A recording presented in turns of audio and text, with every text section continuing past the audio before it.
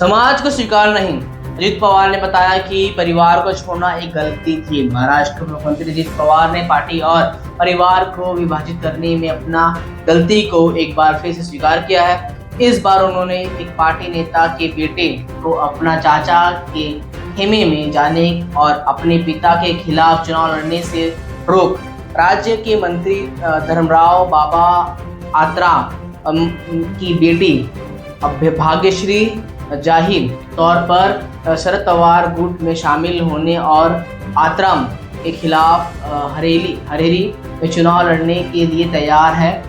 गिरिचरी में आज एक जनसभा में अजित पवार ने कहा, मैं कहना चाहता हूं कि मैं अब भी ये गलती नहीं करना चाहता हूं।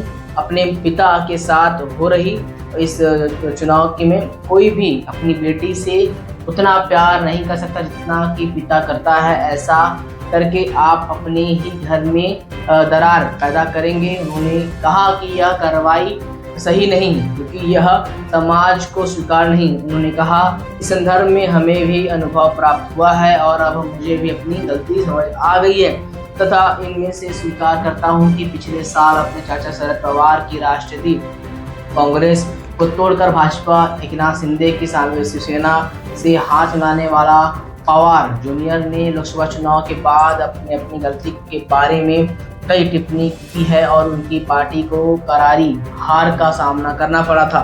मतदानों की दृढ़तापूर्वक शरद पवार का समर्थन किया था।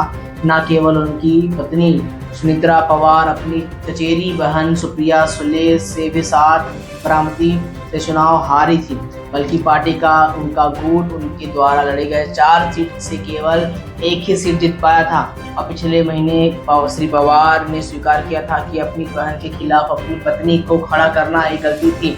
श्री पवार ने एक मराठी समाचार चैनल से कहा था कि किसी को भी राजनीतिक को घर में घुसने की इज्जत नहीं देनी चाहिए और इजाज़त देनी चाहिए। अजित पवार ने कहा कि मैं अपनी सभी बहनों से प्यार करता हूं, राजनीतिक को घर में घुसने नहीं देना चाहिए था और मैंने अपनी बहन के खिलाफ और सुनित्रा को मैदान से उतारने की गलती की थी। ऐसा नहीं होना चाहिए था, लेकिन संसदीय बोर्ड ने फैसला किया।